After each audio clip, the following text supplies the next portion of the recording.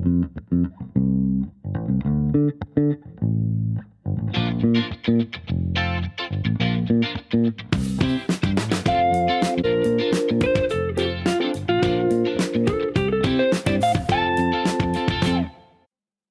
everyone. Welcome to the second season of the Onsite and Offshore podcast. I'm your host, Suresh Ashok, founder of Matsya Infotech.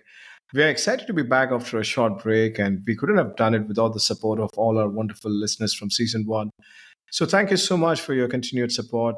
In this new season, we'll be focusing on interviewing sales professionals who have successfully sold offshoring services to international clients from India. We have some exciting episode lined up in the coming weeks filled with valuable insight and expertise from industry leaders. Today, we are joined by Gunjit Kaur, a global sales expert with a strong background in UI and UX design. Gunjit is a key member of the UI and UX studios and has remarkable ability to drive business growth and build strong client relationship worldwide. We're thrilled to learn from our experience and insights. Welcome to our show, Gunjit. Hi, Suresh. Thank you so much. Thank you for having me here. I appreciate you taking your time out of your busy schedule and joining our podcast today. Gunjit, as I've told you, we are interviewing people, who have worked on on-site and offshore projects. So in Right. season two, we want to interview or have a conversation with someone, who have sold or, doing selling to international audience. So when we went through your profile, we thought, you would be an ideal candidate for us to interact with you. So once again, thank you so much for giving your time. Uh, Gunjit, let's dive straight to the topic. When did you begin your journey in selling to an international audience? So Suresh, I actually began my journey in selling to an international audience. It was early in my career. So my first significant experience with international clients came when I started working with an offshore markets, particularly in the Middle East. So while I was working as a sales intern in A&G Life Sciences Limited, I got the opportunity to speak to one of their newest clients who was from Yemen, and it was, I believe, in 2020 during COVID. So it was during that time that I learned the importance of cultural sensitivity and adaptability in sales. And since then, I have been handling international clients. So my experience in these diverse markets, kind of laid the foundation for my approach towards the international sales. So over time, I've expanded my reach and I'm working with the clients across various regions. It includes Europe, North America, and Asia. So each new market, it just presents like a unique challenges and the learning opportunities which it brings along with. And this has really allowed me to refine my strategies and build a kind of strong track recording in like global business development. And the journey has been rewarding, to be honest. So, yeah. Well, fantastic. Good to hear that. And when was this? Which year was it? Selling to Middle East audience? Because I haven't done any sales in Middle East. I mean, I'm from a sales background. It's predominantly in Australia, United Kingdom, and United States, as well as a bit in Europe. But how about Middle East? Okay. So when I was working as an international sales intern, so it began in 2020. Even now, at UX Studio itself, like within the IT sales, I am working with few of our Middle East clients. So yeah. Right, and it started way back, right? 2020, you said. Yes, exactly. And how has been the experience so far? Working with international audience for you. It has been really great. I mean, it's just really successful in terms of actually understanding that what capabilities do you have. It's very different when you speak of the national clients, like domestic clients, and then having an exposure with the international clients. And I would like to add into this that UK, my exposure to UK, going there, studying there, working over there, it has really helped me to boost my confidence in terms of handling the international clients and specifically UK or any other country apart from India. So yeah. Right. And can you recall your first sales closure? I mean, it could be anything you want to highlight. You don't. It doesn't have to be first closure. Anything which you felt proud of. That Okay. yeah, this was a tough challenge. The things I went through, and finally it reached a stage to closure, and we Okay. signed a contract. I'll just say on this, like, I have a very closure memory that, it just remains vivid and special to me. The reason why I'll say it actually began in 2021. So it was during my early days in the pharmaceutical industry, where I was just beginning to learn the ropes of sales. And the client was a local from South Africa. So it was again an international sales. So, he kind of showed interest in the dry injection product because, we were offering different varieties in terms of pharmaceutical. Like you've got the dry injections, you've got the tablets, you've got the capsules, and like um, the syrup. So yeah, I was excited about it, but a bit nervous because it was like after my internship, it was like my proper job. So it was my first real opportunity, like to proper prove myself in a sales role. And it came to me when I was working as, of course, as a sales executive. So the experience was a mix of anticipation and determination. And I remember spending hours preparing for the pitch, making sure that I, understood about the product inside and out. And, like you anticipate about every possible question the client might ask because sales is all about that. Like you do the different kind of roles in terms of you being the client and you being the one who's going to answer it. So it really included the certifications we require because it's quite different when you're working in a pharma based company than an IT company. So when I got into the client and within the meeting, so I focused on building like a rapport with the client, listening to their needs and presenting our product as the perfect way to begin with the partnership. And what made the experience really particularly memorable was the moment that when you're speaking to your clients, you really genuinely understand that whether they are interested or not. And, the guy started asking more details about the questions. And, he seemed quite impressed with the personalized approach I had taken during the conversation. And I could sense that I was getting closer to closing the deal. But I knew I had to remain calm and confident because, there are so many things to include in like from packaging to, having the way how the product will be transported. So it had a lot of things. So we, after having like a proper conversation, and after a month's time, finally we got like after long negotiation, the client agreed to place an order, and it was small but significant win for me and for the company as well because marking the first scale closure for it was like a the first sale closure I could have for my career, and it just gave me the feeling of accomplishment, and it was very overwhelming, and it just kind of boosted my confidence because I was already working in the company, but it was as an intern. But then when you become a sales executive, so you just have to do more and more just to be on that particular place. So yeah. Again, was this an export order? I mean, Yes, it was indeed an export order. okay, so the pharmaceutical organization where you're working on, like, they were doing export to South Africa. Yes, indeed. They were doing it to Yemen, South Africa. So basically, pharmaceutical companies, they do have few certifications through which they can export outside India. But it really depends. Like every country has their own certificates. So for Europe, it would be different. For Dubai, it will be very different because Dubai is extremely difficult to get into when it comes to pharmaceutical. Right. And was this an incoming lead, or you just made cold calls and connected with someone on LinkedIn? It was through like a common networking way we had it. So basically, there was this conference which one of our managing directors he attended in South Hmm. Africa itself. So he met him, and he was really trusted within the company, like how the company works with the workflow. And then once he was back, he told me about the discussion they had, and then I was new, and of course they knew that I'm capable enough to maybe I can handle the client well. It just includes a lot of account management and client resolution. So yeah, that's how it just came to my pocket. So yeah, Right. And this was with ANG Life life Science sciences, indeed. in. And another question on the sales side, like, what has been your biggest sales in terms of revenue? Could you walk us through the process of securing that win? For example, how the lead was generated, what was the scope of work involved, and what solution you provided, and the final outcome of the project. It could be in the IT sales or even in the pharmaceutical, Here I would really like to speak about the IT sales because it just happened recently for me. So my biggest sales win in terms of revenue, like, do you really want to know the number then? Well, you can drop, like, it's okay. I mean, yeah, you don't have to mention the client name, that will be Of confidential, course, but of course, it's revenue, yeah. definitely. But it was like a $20,000 deal within the Hmm. first deal itself, and it was with a leading e-commerce platform. This deal not only like represented a significant financial milestone, but it was like showcasing the strategic approach and persistence required in the IT sales. As you said that you want to know how it like the lead was generated. So Right. here, the lead was generated through like a combination of targeted things we did. We firstly had our Google Ads, which was, of course, managed by our marketing team in that specific region. And it included our email marketing as well. And then I had been following with that company for some time.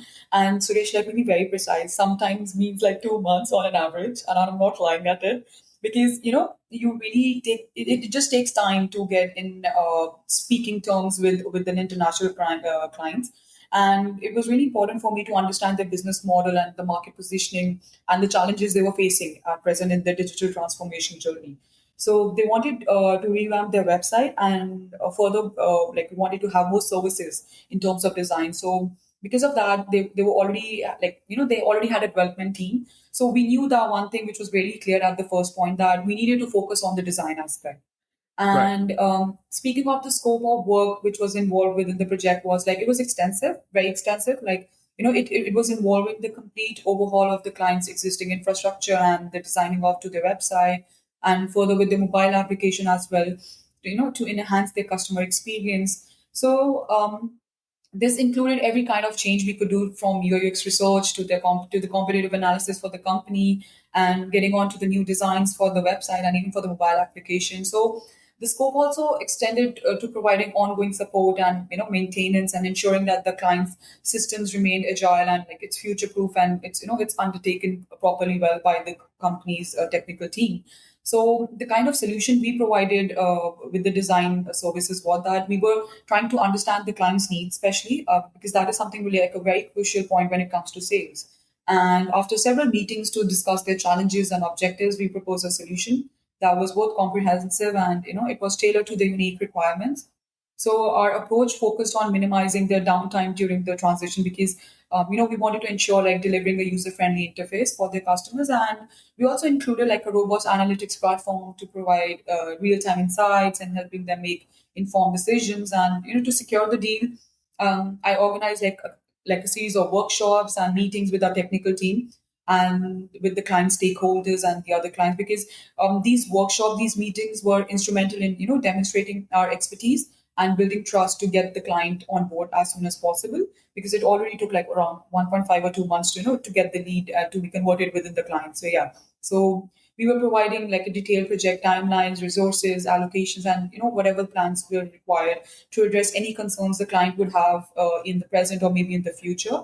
And speaking of the final outcome, like once they got onboarded, the project it's a resounding success, because even till now they are still our clients, and it's like a client retention we've got, because they are actually getting more services from us. So apart from the website revamp and the mobile application, we're working for the social media creatives now, and this has like we've completed their work ahead of the schedule, and the client was really extremely satisfied with the results. So I think that's the reason why we can have client retention, is only when we are actually providing them with the kind of solutions they're actually looking for. So yeah. So our partnership with the client has continued to grow since then, and with additional projects and on the ongoing collaboration till now. So yeah. Very interesting. Gunjit, you mentioned about took 2 months for those closure. I'll tell you, like, I've been involved in chasing people for more than 10 years, still haven't closed it. There are leads which turned out like where it just takes a month effort, like you close it. And there are Definitely. people still I'm chasing. Like you won't believe it. There's a guy in UK. He used to work for a Okay. big, very big, one of the top car company, Rolls Royce. Okay, Okay, lovely. and yeah, and he was analytical head of that organization. And I had a one-to-one meeting with him in UK. This was way back. I'm talking about I think 2012 Olympics time. Because since I remember the year correctly because there was an Olympic at that point of time. So till now, I've been interacting with him. Like he did send few requirement and things didn't work out, and he's always been working with big organization. For us, like for Matsya and Fitech, for my company, like it's predominantly the target audience or 500 member organization or revenue between 20 to 25 million or less than that. So I was, pitching for a bigger one, but again, it still hasn't closed. I think last year there was a scope of work on Power BI. Again, that didn't materialize. So I'm still chasing him. So it's a nice journey because at the end of the day, like I don't want to sound mean to him. So I wish him on his birthday. I once a month, like I'll send some quick updates about like what's happening in this company, hoping like because I'm pretty adamant like I want to close it. Anyhow, on Suresh, the sorry, go ahead. Yeah. I would sorry, yeah, I'm sorry. I would really like to add on to this. Sales is all about chasing. Yet, apart from being chasing, if in case if you do not get the projects from a particular person, what really matters is at the end of the day, you are trying to network with the person, and that network, it just begins more and more, it just tries to bring more clients from, maybe in case if you're not able to chase him at present, or maybe he's not ready to be a partner, or maybe he's not on board at present, maybe he can, just give a reference of yours to somebody else, and that's how you network with people when it comes to sales. So yeah. Well, absolutely. That's a good choice of word, networking. Yeah, I didn't apply that like in the conversation while I was mentioning.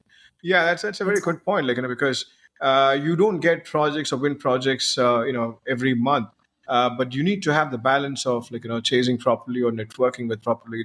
They also should not think that these guys are chasing us with one intention. So I kind of keep updating people with resources on our project, what we have done, and a few other things. Yeah, good point, Gunjit. You mentioned about this project, it was predominantly website development for e-commerce site where you guys did the it front was end UI. Sorry, go ahead.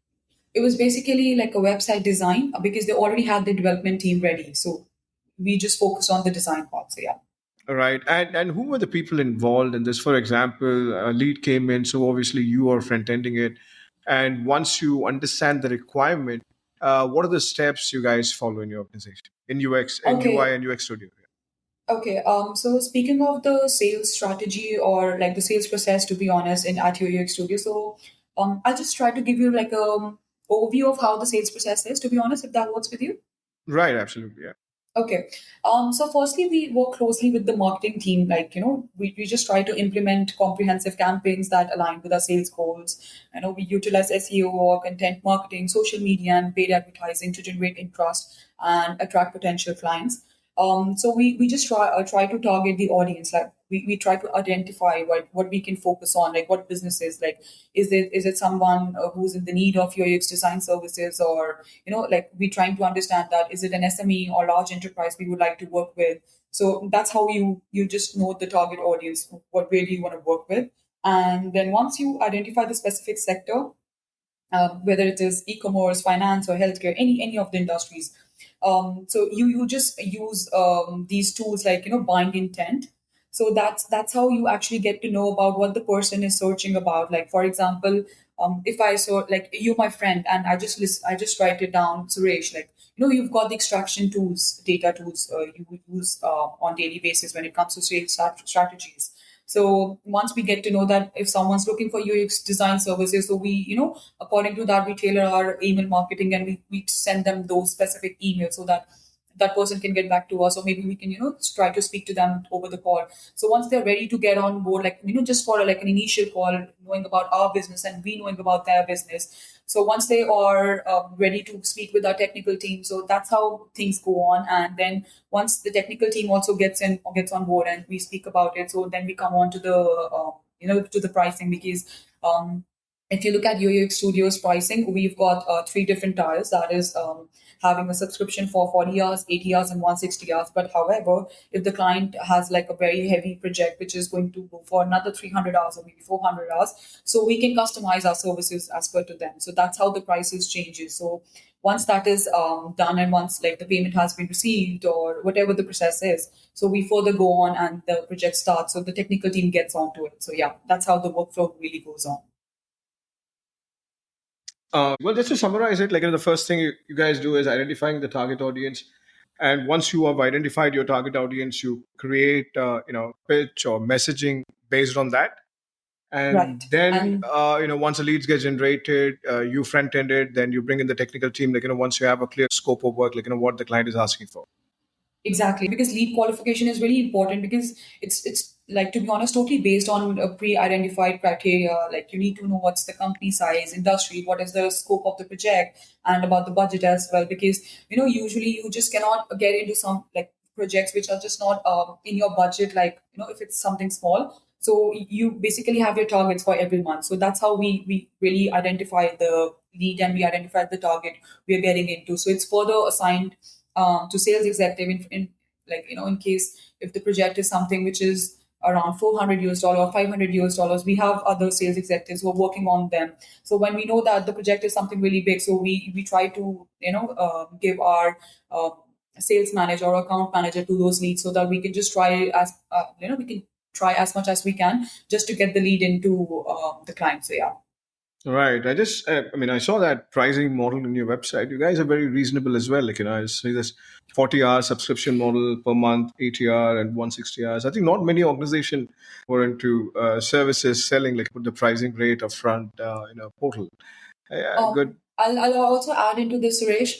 First of all, like if you look at other design companies or agencies, even if you Right. look at freelancers on Upwork, to be honest, they work on hourly basis, and we really wanted to get out of that thing, and we really wanted to give our clients like a subscription model where they can begin with the subscription, and if in case, for example, Suresh, you have taken 40 hours from us, maybe your work has been done within 25 hours, right? So you can just pause a subscription and you can maybe use it next month, or maybe whenever you have the requirements, maybe after 6 months, or maybe after 1 year. So I feel like being into sales and being in a company, you have to become very sustainable for the clients itself, because to have a client retention and to have sustainability, you need to bring such kind of business models which can be used every time whenever it is required. So yeah.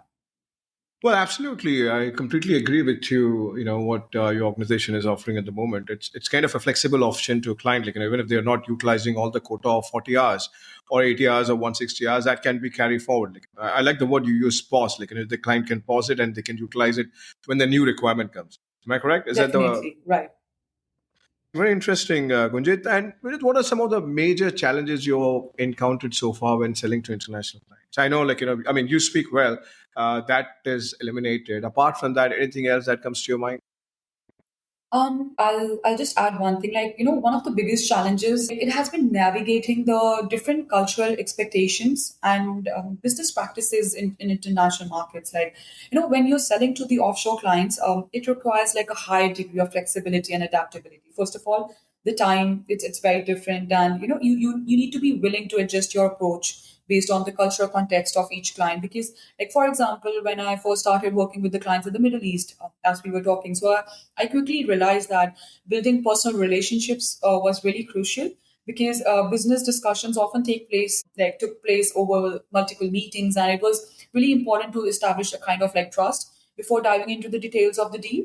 So this was different from some Western markets where the focus is more on efficiency and getting straight to the point. So, like, I've overcome these challenges by investing time in learning about each market. So building local relationships and adapting my approach to fit cultural nuances.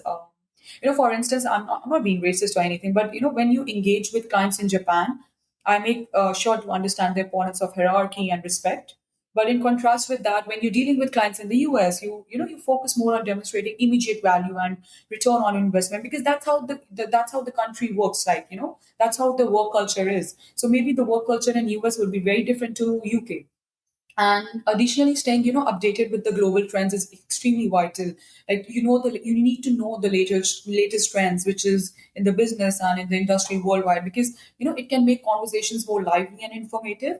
And it just shows clients that you're well informed and capable of providing relevant solutions, because sales is just not sales anymore. It's more like account management. It's more like understanding the solutions and being a problem solver. Like, it's more like you bringing consultancy in sales. So yeah, cheers to that. Well, absolutely. Some interesting points you made on the, I think good comparison you made with Japanese and US cultural difference in the hierarchy.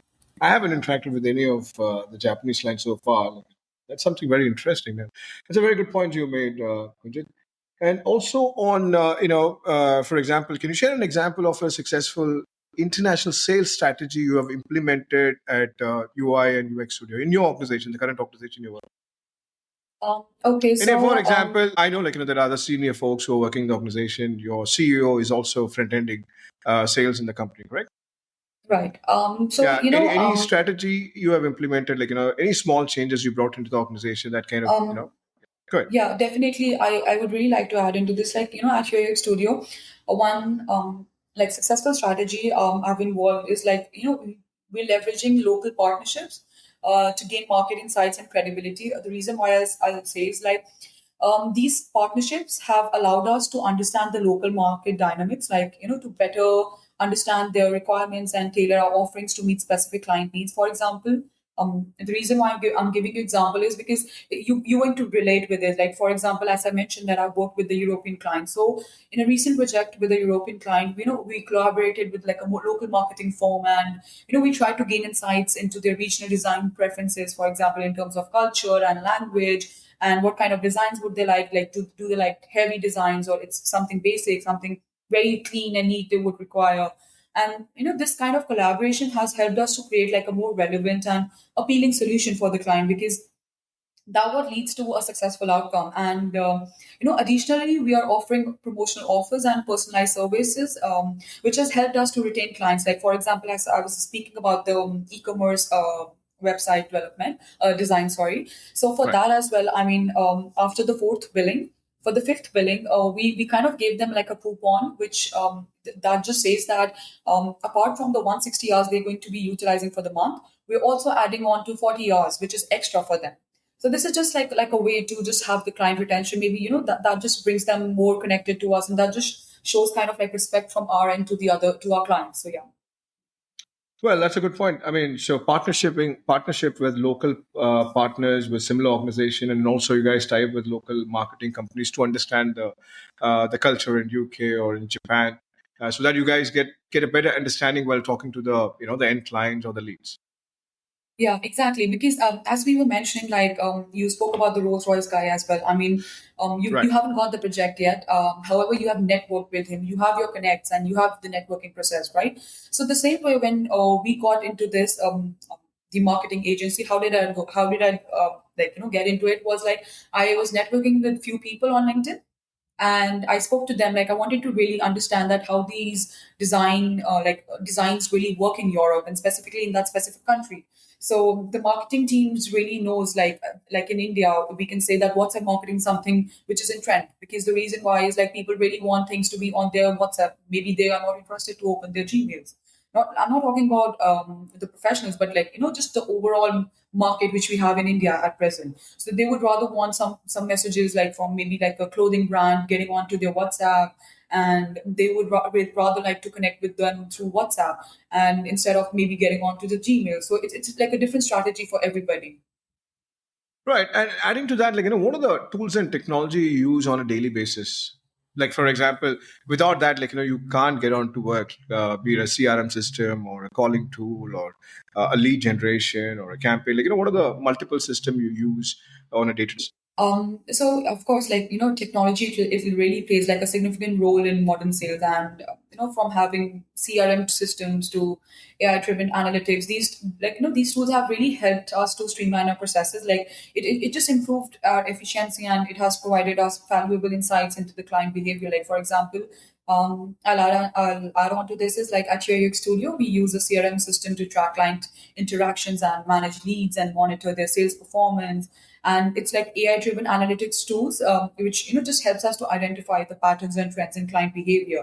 And it allows us to tailor our approach again and offer them more relevant solutions. And additionally, automation tools, just help us to streamline repetitive tasks, like freeing up time for more strategic activities. So embracing technology and leveraging it effectively has been a game changer, of course, in my sales career. And it actually has allowed me to be more productive and make data driven decisions, because I believe now in business schools and everywhere you go, it's more about data people talk about. So sales and data has like a very close relationship, so it has to align together. So it just makes me productive, and it just has made my decisions more data driven, and it just provides like a better client experience with the clients when you onboard them. So yeah. Right. You guys use CRM system as well as AI tool. Can you talk more on that, Gunjit, if you don't mind? Just want to know because I've also started using, but not much. I would like to learn more about it on the AI tool, which has helped you guys in sales and marketing activities. Any Okay. example? For Any example you can share? Like we were in trouble, and this is what you did using an AI tool. Okay, let me just give you like a small example. It might Right. not answer the AI driven tool, but for example, when it comes to the leads, if you remember, I was speaking about the buying intent. So Right. that is something which is very different from other sales outsourcing. Like for example, usually when we are talking about sales, we say that, oh, we can get back to this company and they might provide us like a list of 30,000 sales like prospects, like we can reach out to them.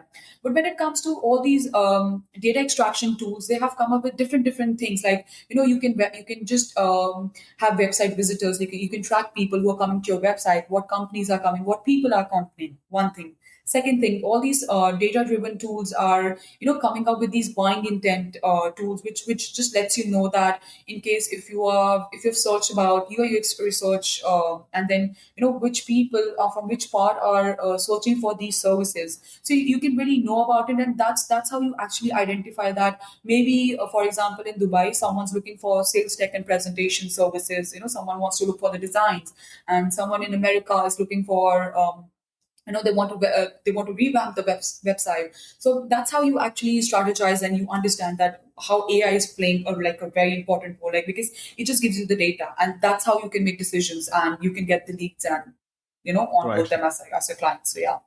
Right. So more or less, your team is using for that to investigate and do lots of research and get an insight, a proper insight before you start interacting with the audience.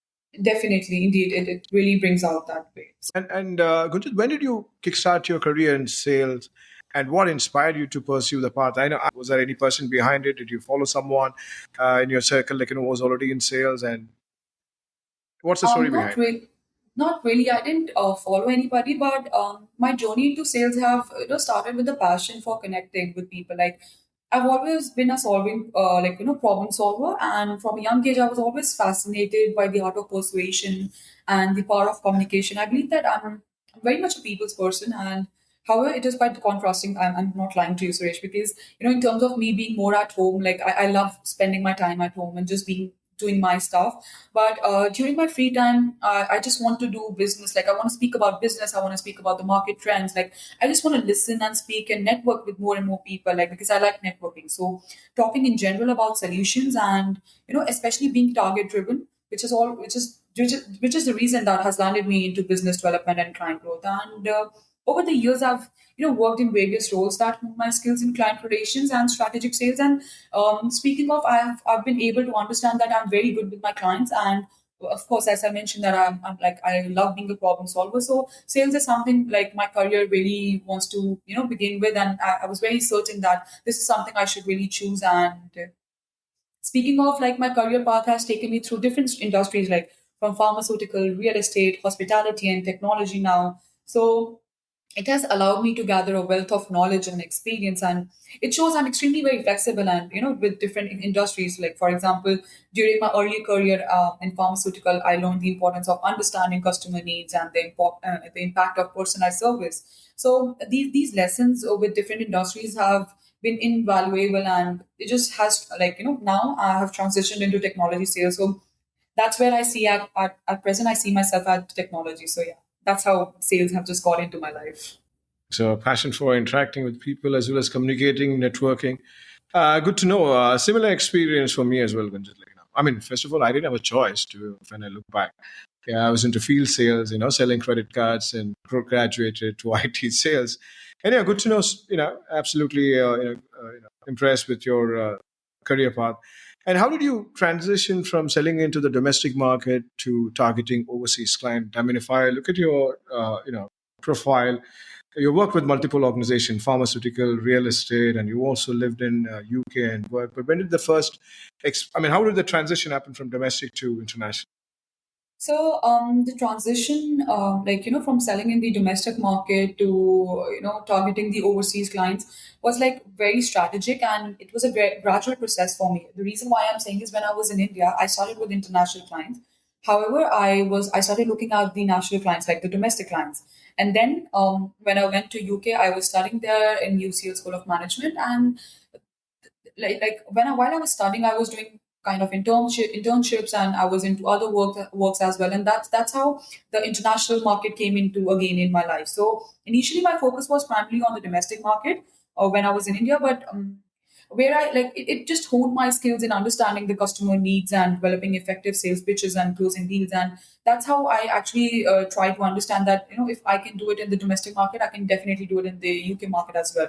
And Speaking of, like, there was like a strategic shift in the perspective, because the first step in the transition was like, it just made me recognize the fact that there's this vast opportunity that has been laid beyond like our borders. Like, I realized that our services, like, it just had a global appeal, and that many companies around the world faces like similar kind of challenges, that they really like to stick to one place. Like, maybe someone who's in Australia would like to maybe have their business within the Australia, right? So I feel like, you being in the sales, you really have to understand the fact that what if someday you have the international client, or maybe if today at present I'm just focusing on international clients, maybe someone from India wants to work with our like company. So like, I need to be very flexible and adaptable about the fact that you just can't be specific to one area.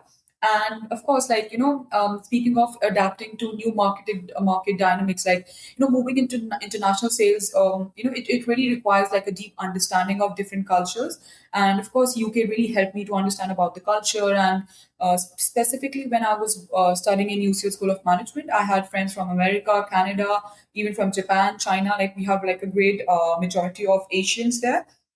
So like, when you are in the School of Management, you speak about business practices, you speak about what's happening in the market and how fast is it. And like, so I invested like a significant time in researching about the various markets and about the cultural differences we have, and how I can learn out of it. Because you really need to know the local business etiquette. And for UK, it can be like a local business etiquette if I was there. But now at present I'm in India, so I can't say it's local business etiquette. It's more like an international. So yeah, that's how like it has transitioned from domestic to international. And I'm so glad that even being in India, I'm still working on with the like working with the international clients, and it has literally given me like a different horizon where I can really experience myself and actually know who I am and how far I can go. So yeah.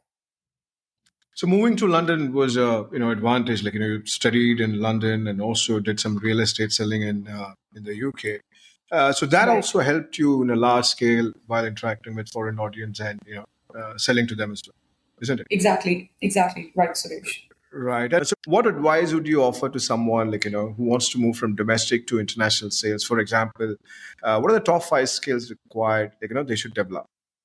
Okay, this is something really huge, to be honest. To be honest, I mean, like, Hmm. transitioning from domestic sales to international sales, it's a very significant step. Like, it requires like a unique set of skills, of course. And I would like to add, like, it really requires like a strategic mindset. But of course, you've asked for the advice, like what I can offer to anyone, making this transition. Like, what are the top five key skills we can, Right. someone focus on? Definitely, first point is effective communication. That is something really important. You need to be clear and effective with whatever you're conversing, and it's important to articulate your value proposition in a way that resonates with an international audience. Then, second, I would say adaptability, because international sales require a high degree of adaptability. The markets differ significantly in terms of customer behavior, regulatory environments, and in the economic conditions. So adaptability, definitely. Speaking of cultural intelligence, for sure, like, one of the most critical skills for international sales is cultural intelligence. Like, this involves understanding and respecting the cultural nuances that like influence the businesses and the practices which are happening in different regions. And we can speak about the market research, like, which can be the fourth point, and the analytical skills, because success in international sales requires a deep understanding of the markets you are entering into. And this includes like knowing the competitive landscape and the customer preferences and what are you getting into. Analytical skills are like crucial for interpreting the market data and making informed decisions as per to the clients or whatever cultural intelligence they're having. And then of course the last point, that you need to network and build relations with people who are around you, because networking is just as important as in international sales is. Because um, like, even if it is domestic sales or international sales, networking is something really important. You build a strong network of contacts in your target markets, and then those are always open for you for new opportunities. And it just provides you valuable insights into local businesses or maybe the international businesses as well. So these are the top most five skills, like, I can really say of that someone should look into when they are transitioning from domestic sales to international sales. So yeah. Well, very interesting. Someone who's listening, a fresher or like wants to move into international selling. Gunjit advised the top five is communication. Absolutely, that's very important because you're going to pick up the phone and just call people. You need to have a good command over your language. And second thing is Definitely. adaptability. Yes, that is very important, and cultural learning culture. and market research. And what are the last one you said? Networking. Yeah. And do you use any Networking and specific? Yeah, go ahead. sorry, yeah. Networking and building relations, because that's of course it's important. Like if you don't network, like if of course communication and building relationship is something which just aligns together. So yeah. Right. And what are the ways you do your networking? I mean, I'm sure, like you mentioned about LinkedIn. Is there any other way, like any platform where you get into or visit, like conferences, for networking purpose? So speaking of, like as you said that how do I network with people? So of course LinkedIn is one of the ways of how I'm networking with people, and then of course so the moment I understand that this is some of the conferences which are coming in the future months, and this is something I could really focus on.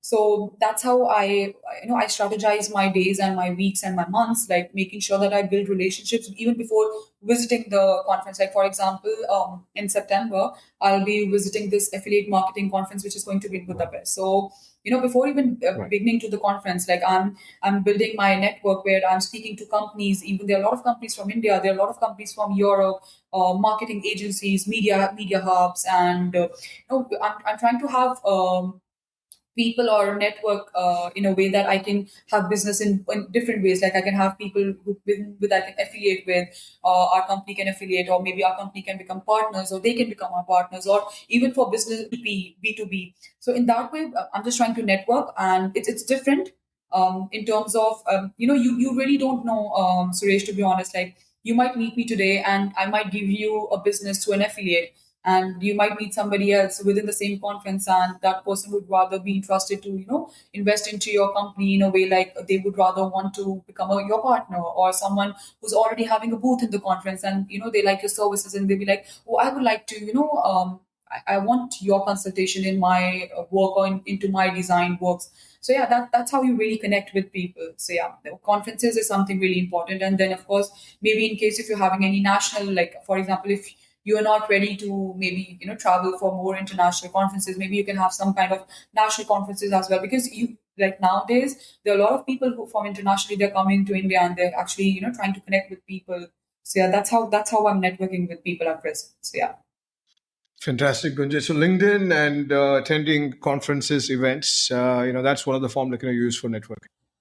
Right, right. Impressive. And tell us more about your company, the services it offer, and what value add. For example, if someone in your audience or in your networking listens to this conversation about your company, and why would he choose your company? So two things I'm looking out for, your core service offering, as well as what value add your organization brings to the buyers.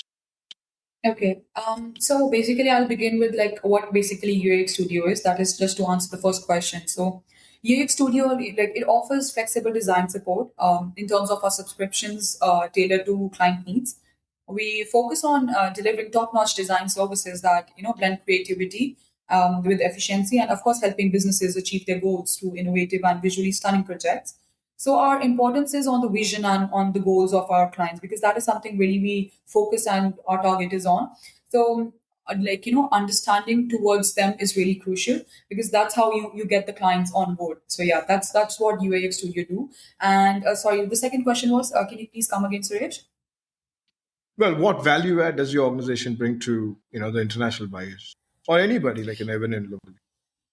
Okay. UX Studio, what truly sets us apart from our competitors in the like international market, or maybe in the national market itself, is that our unwavering commitment to delivering the personalized, client-centric solutions that of course blends with creativity and efficiency. So, like for example, we are giving them flexible design support. So, for example, we understand that every business has their unique needs and objectives. So to cater with this, we offer flexible design subscriptions that are tailored to the specific requirements of each client.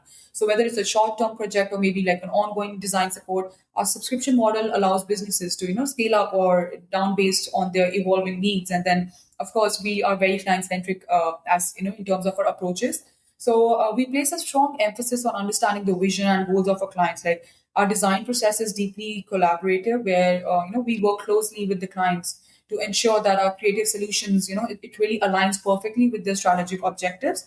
So this is something important. And of course, having like a global expertise with local sensitivity. I mean, when you're operating in the international market, it really requires like a deep understanding of course, the diverse cultures, as we mentioned it earlier, that and the business practices you are getting into. So our team at UX Studio, just brings global expertise coupled with local sensitivity, and enabling us to create designs that resonate with the audiences across the different regions. And of course, I added innovation and creativity and efficiency and reliability, something which I can speak on, because in today's fast-paced businesses and the environment we have, efficiency is key. Because we as UX Studio, we pride ourselves on our ability to deliver high quality design solution within the tight deadlines. Like within, like we, our USP is that we can give the designs within 24 hours. Like for example, if you are giving any of the projects, which is like you want the logo to be created, so we within 24 hours you're going to get that, and we would want our clients to give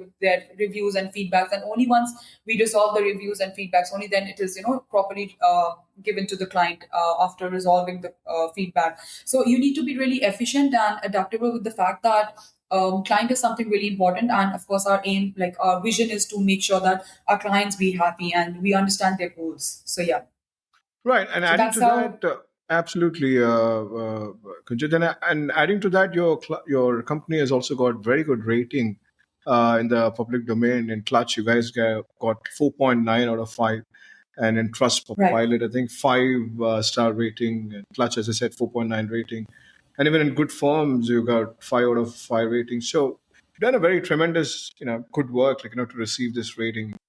I wish Thank your you. Thank you so organization much, good Suresh. luck. Yeah, and on the personal side, how do you maintain a balance between your personal life and such a demanding sales career? Okay, this is something quite interesting, to be honest. I mean, like, um, see, look, like Suresh, of course, you're working, so you can understand like balancing professional and personal life. It's little hectic at times, but it just requires effective time management, and I feel like I'm pretty good at it because I know how to set my clear boundaries. Like if I want to prioritize something at present, so for example, at present, my podcast is really important to me, so I'll just prioritize it and make sure that my personal life does not get involved in this. So of course, like once you are working professionally, like for example, for me, I love walking. So I take breaks and I practice self-care, which is really essential because I make it a point to take regular breaks during my workday to just recharge and stay focused. And of course, by setting clear boundaries and prioritizing self-care, because it just makes me be more productive and motivated in my professional life.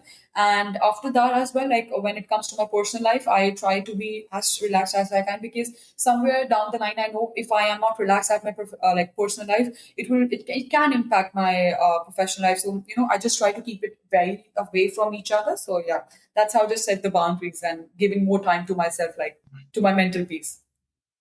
Right, and you spoke about time management.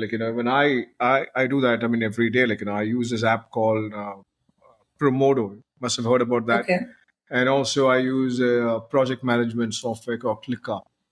Okay. So the thing is, if I'm going to make some calls, I'll block myself for 3 hours or 2 hours, Okay. and I'll keep a timer for 45 minutes to max 1 hour. Beyond that, being focused will be a challenge for me. So I kind of, break it up 90 minutes or 60 minutes. I'll keep a timer. I keep my phone on flight mode, or do not disturb mode. I don't attend any calls. So yeah, I rightly, agree with you. Managing time is the most critical thing, especially for the sales folks as well. Because if you get distracted using your phone, there's so much of application on your phone, and the pop-up you get, especially in terms of notification is concerned, is pretty horrible, Of and we course. all Of got course. used to that now. So one of the thing, which I use as time management, is using external apps like Promodo, as well as there are a few others as well, Focus app, where you just start a timer 45 minutes, no disturbance, nothing, and I'll ensure, prior to making calls or any activity related to lead generation, my focus is only on that. And once that is done, as you said, I take a short break, maybe 9 minutes or 10 minutes. So yeah, so I completely agree with you. Time management is one of the best. Using some external app can really help you out. And adding to that, what is your bigger, career, long-term career aspirations, and what steps are you taking to achieve them? You already achieved a lot in your career now, in sales. What more? What is your career aspiration? I think, Suresh, to be honest, being very motivated and always having the quest for more and more, it just makes you never settle for less. You know, you're just always hungry to have more and more on your plate.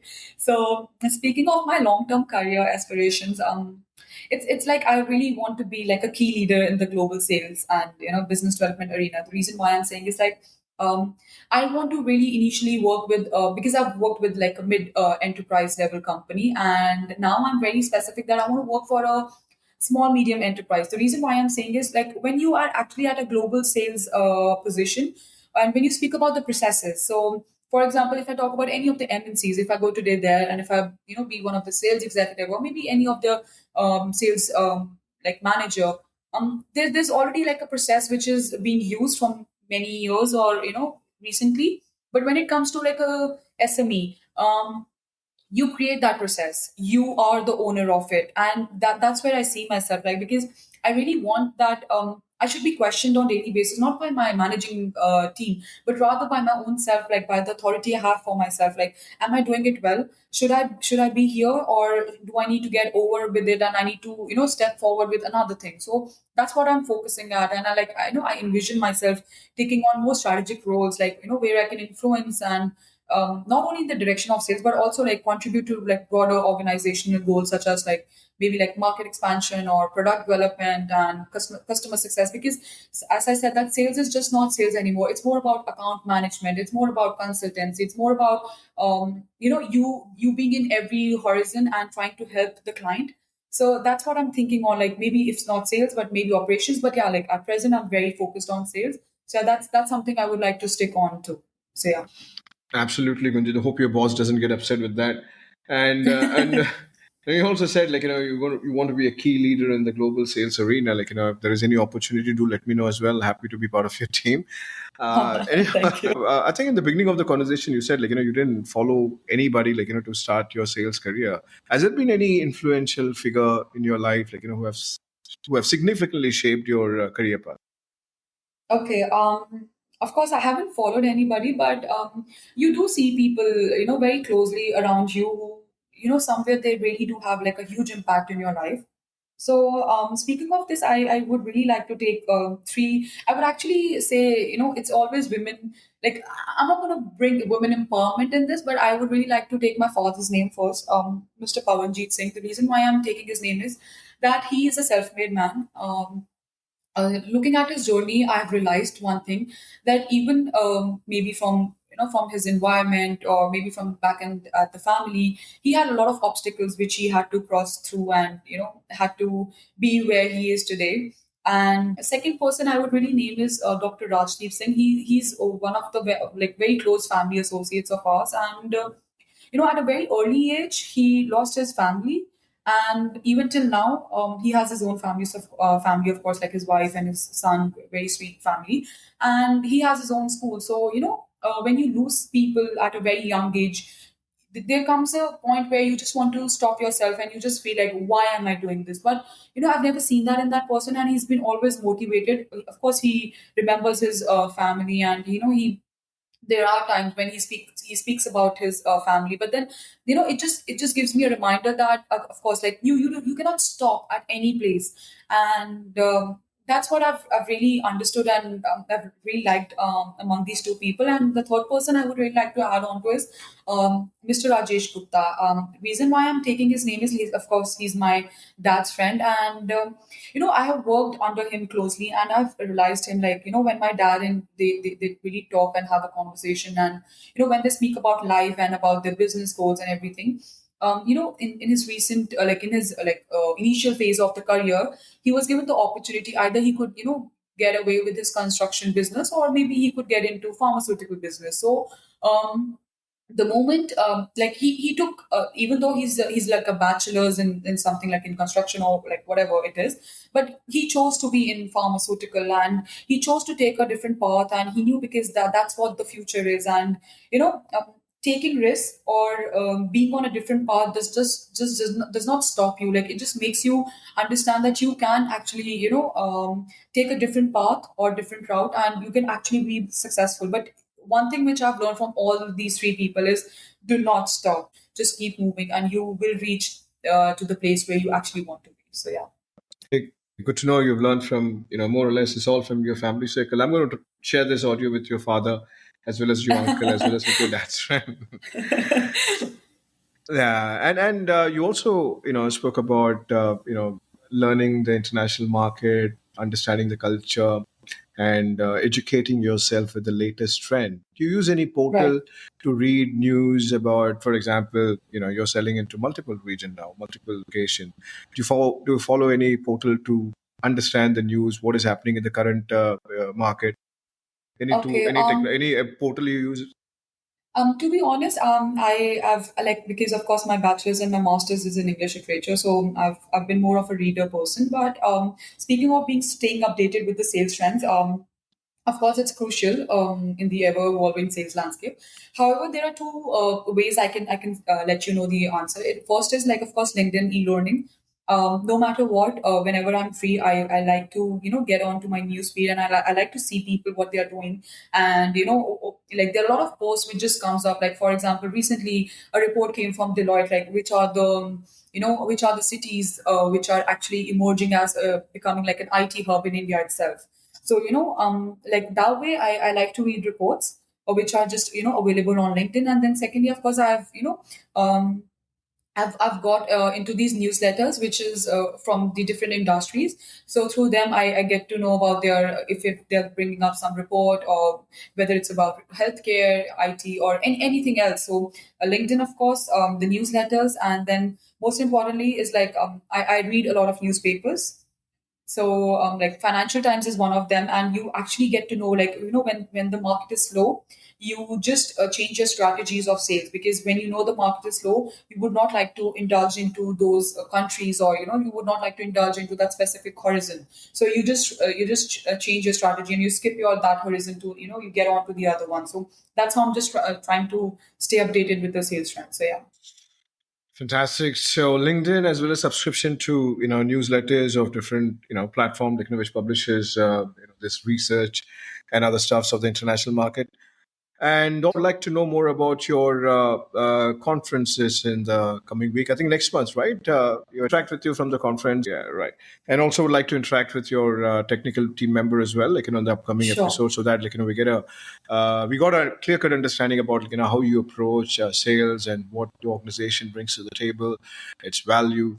And now we also like to interact with the person who does the actual work, the technical person, from gathering requirement to to the delivery aspect of the project. Sure. Uh, I'll ask Suresh. I'll ask Mr. Gaurav to like just to contact with you and network with you, and to see Absolutely, how things can absolutely. go further, because like as you said that sales is the one aspect of the company, but at the back end, or the most important thing is like the main technical team, how they are working. So he can give you more insights about it. And it's even for the listeners, I mean, like they've understood what sales is and how far it can go, and it's really important to know about the technicalities as well. So I think he can really help you out with that. So yeah. Nah, absolutely, Gunjit. Once again, thank you so much for taking your time out of your busy schedule and talking to us. It means a lot to me personally as well. Wish you good luck, and I hope you generate more business for your organization and achieve all your dreams and goals. Thank you so much, Suresh, for having me. It was really a pleasure to share my experiences and insights. And, I really hope our listeners, do get inspired, and, they just try to help one another in the sales journey, or maybe not, if it's not sales journey, but in any of the journeys. I really hope this podcast can really help them as in No, personal and as, of course, in professional life. absolutely. I'm going to force people to listen to it. Don't worry about That's really it. kind of you. Thank you so much, Suresh. It was really pleasure talking to you. Once again, pleasure. Take care. Thank you. Good evening. Take care. Bye bye. That's enough for today's episode. A big thanks to Gunjit for sharing her insights on cracking the international sales market. We hope you found her tips as valuable as we did. If you enjoyed this episode, don't forget to hit the subscribe button and leave us a review. Your support helps us bring more amazing guests and conversation.